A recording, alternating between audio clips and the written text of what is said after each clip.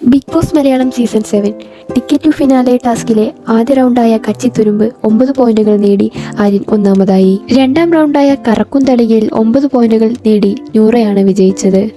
മൂന്നാം റൗണ്ടായ തുലാഭാരം വീണ്ടും ആര്യൻ തന്നെ 9 പോയിന്റുകൾ നേടി വിജയിച്ചു.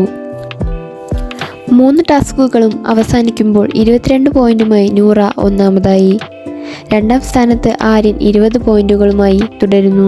18 പോയിന്റുകളുമായി നെവിൻ മൂന്നാമത്, 16 പോയിന്റുകളുമായി അക്ബർ നാലാമത്, 15 പോയിന്റുകളുമായി സാബുമാൻ അഞ്ചാമത്, 13 പോയിന്റുകളുമായി അനു ആറാമത്, 12 പോയിന്റുകളുമായി ഷാനവാസ് ഏഴാമത്, 11 പോയിന്റുമായി ആദില എട്ടാമത്, 9 പോയിന്റുകളുമായി അനീഷ് ഒമ്പതാമത്.